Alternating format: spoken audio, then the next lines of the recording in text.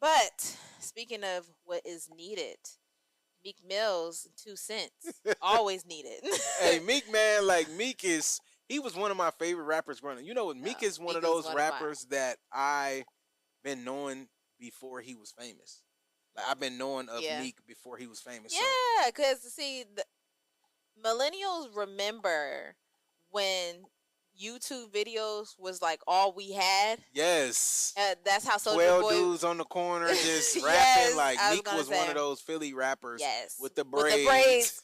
Come on, braids not done, but Yeah. he was going in. Okay, he was going in, but now he's going in a different way, and he's encouraging people to read their contracts. Yes. He's saying that rapper Meek Mill is encouraging artists to learn how to use AI to get a better understanding of their contracts. The truth gonna set you free, is what Yes. he said. So And you know he's all about. one of the AI tools he mentioned was Claude. Oh, interesting. So he is essentially encouraging people to take their contract, do some prompts in Claude, and maybe the prompt is, "Hey, I'm a music artist. My name is Meek Mill. I've been signed to this label. I got this advance. I did this." Give it as much detail as possible and say, "Here's my contract. Highlight the top red flags in my contract based on X, Y, and Z." And if you do that and you feed it the right prompt and you have the right subscription, it will literally go through your contract and read it and say, as a corporate attorney or as, whatever, these are some of the red flags I've seen. Yeah. And a lot of people was laughing at him saying, oh, this is stupid. Why not just hire a lawyer? Again, I keep trying to explain to y'all. These artists are being charged $2,500, $2,000, $3,000 an hour to read a contract. So it might cost you your weekend to read this contract. It's going to cost Meek Mill $20,000, $30,000 to have somebody read this contract. And then just because they read the contract don't mean they can articulate it enough to communicate to Meek Mill to make sure he understands it. This is what Meek Mill is trying to say. You need to go into the conversation understanding something, and AI can help with that, and I agree. So a lot of times you don't even know to ask the right questions because you're not educated enough on the topic. Like right now, we just talking about the black dude that went to space. I literally wouldn't know the first thing to do if I'm going to space. I wouldn't know the first thing to do. No. The first thing I would do is kick and scream and cry and ask to please stay on land. Don't take me up there. So a lot of y'all be looking at these rappers' contracts or looking at these artists or entertainers and these actors and saying like, why are they broke? Why are they complaining? They have 70, 80-page documents that I was going to say, when they were poor, broke in the hood, trying to scramble and get out, they signed these documents without any legal representation. And like you said, sometimes the legal representation comes from the artists and entertainers, management team, and all of that. And they're really all in cahoots with the label. And so the idea that, like, yes, I had a lawyer. The label gave me my lawyer. Exactly. That's not your lawyer. That's the label's lawyer. And then they gave you the label's lawyer who told you, oh, yeah, this is a great contract, and then charged you against your album sales and all of that, $2,500 an hour. And it's all subjective. A lawyer can charge what they want. That's the thing about it. Like a lawyer can charge you $2,000 an hour. There's like no board that's going to say they're not worth $2,000. Like you can't. If the customer's willing to pay it, the lawyer can charge it. Yeah. I wonder what is going on behind the scenes with Meek Mill, because I like that he said the truth is going to set you free because he's all about prison reform. So he's definitely trying to set the captives free. But that makes me feel like, it makes me think about, was he not happy with his contract? Well, he spoke about not being fairly compensated for all of his music. I think he said he owned all the hits. Think about this. All the hits Meek Mill hasn't made. Dreams and Nightmares. All of these. Classics. He said he only made $1 million off of all his music. Oh, he signed a horrible deal. Like that's what he said. He's only made $1 million. He's only seen about $1 million directly in like royalties, advance, and everything. Okay, wait. I have to stop you. I have got to stop you there. I'm from Trenton, New Jersey. Okay. Trenton, New Jersey is about 30 to 40 minutes away from Philly. Yes. When Meek was popping off, he was the only artist that people were listening to in Philly. Yeah. Like, I would go to Philly to go to, like, the club scene and meet me in the bathroom. Like, that was the song. Well, let me make sure I'm being specific here. He's saying in like, money directly from the music, not performances, not merch. No, I know exactly what okay. I'm saying. The way it was spit in the clubs, like the way it was on the radio, the way it's because I'm gonna be honest, like we didn't even necessarily have Spotify yet. I think it was only iTunes, not even Apple Music. Exactly. I think it was only iTunes. So that's what I'm saying. The way that Meek, because Meek is kind of one of those grassroots artists that kind of came up from just community buzz and stuff like that. So the idea of that, all of that push that was out there locally, and then like it just hit the East Coast in general. Yeah. The fact that he said he only has probably made $1 million off of that. I'm just here to tell you as a living witness that is absolutely wild. The fact that all of these people who ripped him off are still living. Well, I mean, you see Rick Ross mansion because he was signed to Rick Ross. So that's his. You see, Rick Ross got a mansion for a reason. Rick Ross is. He might have to pull a shiesty real quick. But okay, Meek Mill's an upcoming artist. You know, Rick Ross turned him into a superstar household name. Yeah. You know, Meek been touring for the rest of his life. Like, he still can tour for the rest of his life. So, it's not a one-sided thing, but Meek has to be financially literate and understand the incentives of the record label and understand your incentives and figure out how you can get some money on the end where you are incentivized. But also what's going on with Meek is he was hanging around Jay-Z for like 2-3 years. He was hanging around people with money. What's the dude from Fanatics name? Michael Rubin and all these rich executives and all that. Everybody talks about them. So he's not really hanging around them like that no more. So some people are speculating that it might be some type of friction, or it might, because he was signed to Roc Nation Management. He was. He's no longer signed in Roc Nation Management. They were doing the whole prison reform with the owner. Yeah, they were backing him. Robert Kraft. Remember, Beyonce had even shot. She was like, you know, I'm in the streets, like, free Meek, something like that. Yes, right. They were like hanging out. Like, Meek was Roc Nation for a minute. And what I think is going on with him is he's got exposure without investment. So a lot of times, people that just have you around, and sometimes just being around, being that lump on the log, hearing these executives, seeing business deals, understanding, because Meek had different artists. He had his Dreams and Nightmares. What was Meek Mill's record label called? He had a record label? Yeah, Meek Mill. It was something not Dreamville, because I'm thinking of J. Cole. Yeah. But it was something. Meek Mill had his record label. But he's had artists. I think he's got exposed to more Dream Chasers, yes. The DC, right?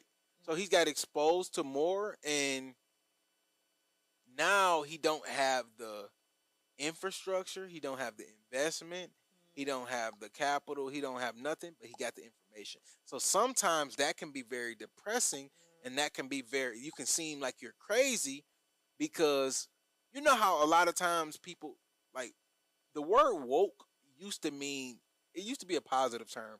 Now it just means, oh, you're one of these. You're crying about something. Yes, but woke used to mean you have insider information on something, and you're trying to, you know how you get information and you just want to tell everybody once you get it? That's what Meek is really kind of going through. That's the energy that he gives on his Twitter. He seems like he's kind of off a little bit. Like, why is Meek talking about this? What is he doing? Like, why is he making these moves? Meek be on Twitter like, I need an investor to go do this and buy this, or I need somebody to do this, and he'd be like, you've been hanging around Jay-Z, bro. You've been hanging around Michael Rubin. Why wouldn't you just text Jay-Z, hey man, I need $10 million to do? Jay-Z has a venture capital fund. Yeah. So it's kind of weird. Like, why would Meek be online begging for an investor? I think I agree with you. I can definitely see Meek being exposed to certain things, but not necessarily invested in. But then you have to ask, like, well, why is that? You know what I mean? Especially because he's so talented, and because they done damn near got him out of jail. Like, Yeah, yeah, they definitely got Meek out of yeah. jail. Yeah. So you're thinking they're doing all of this because it honestly it was anticlimactic. To be honest, they were doing all of this around Meek, Rock Nation, the support, everything like that, and then it just went nowhere. Yeah, exactly. And then it just went nowhere. So I'm wondering if there was an amount of money that was not to his liking for his talent for as long as he's been in the game. What you mean from a Jay-Z standpoint? Yeah, like from whatever investment, because I think it seemed like there was an investment going to be made.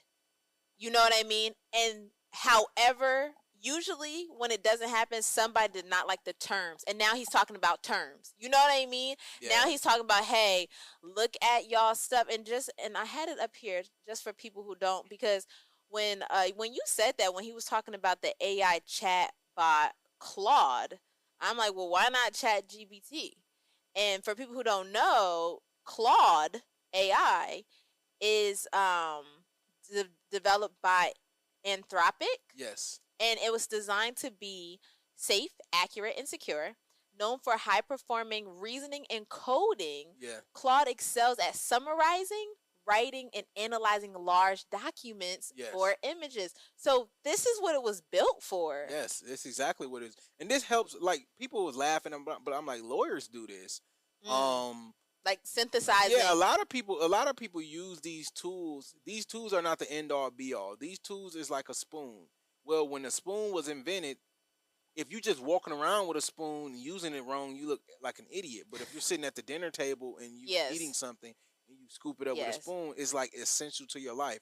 It's just like the internet. It's just like a table. It's just like the wheel. It's just like water. All of that. It's like, it's not going to be the end all be all, and AI is going to take over everything. It's like, no, it's going to be a tool that make people more productive, to get certain people out of the workforce and put them into more meaningful jobs, doing more meaningful work, more impactful work.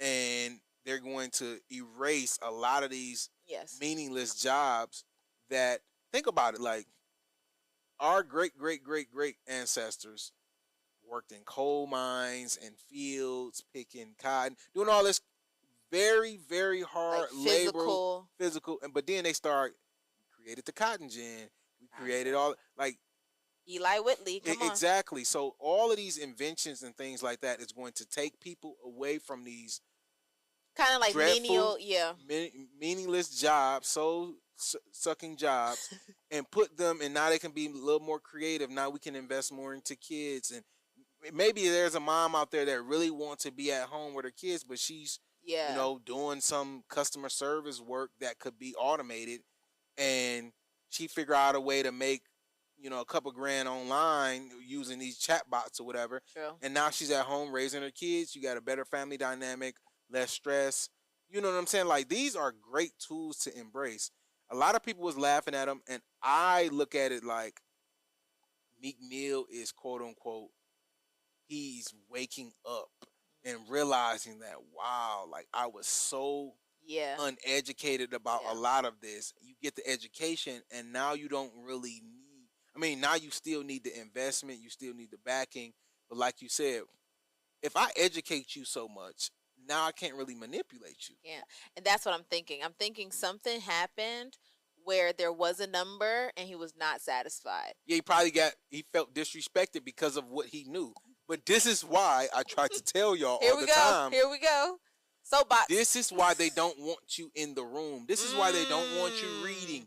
This is why they don't want you learning. They don't want you using these tools. They want you drunk, high, on pills, running around chasing women all day, overly sexually active. They want you distracted, because if you're distracted, they can strip you of your wealth. They can rob you blind in your face, and you won't even know. If I put a gun up to you and rob you, you're going to know that.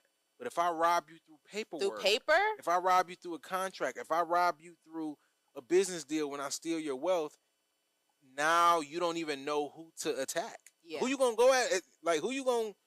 Even if you found out that Universal Music Group, everybody done ate. They lawyers done ate. They producers done ate. Everybody kids in private school but yours. Yep. So it's like you can't take all of that back. It's the money you spent. Yeah, the money is gone. So I just want Meek to continue doing what he's doing. Sharpen it up a little bit, but package it a little different. Package it a little different, Meek. Start doing some type of community sit-ins where young artists can ask you questions. What? Write a book. Yeah. Do some type of packaged material to where you can really start educating people. But here's the issue. People now, once you get that information, either you can use it on somebody else that want to come up and be the next Meek Mill. So it's always a give and take. Like you out here talking about all of this saying, these people ripped me off, but now it's like, and you had a record label. So were you compensating people right? So it's always a give and take. Thank you guys for watching. In order to continue to support independent journalism, I need you to subscribe to our page below. And also, if you want the full podcast and more exclusive content, make sure you subscribe to the Patreon. Link is in the description.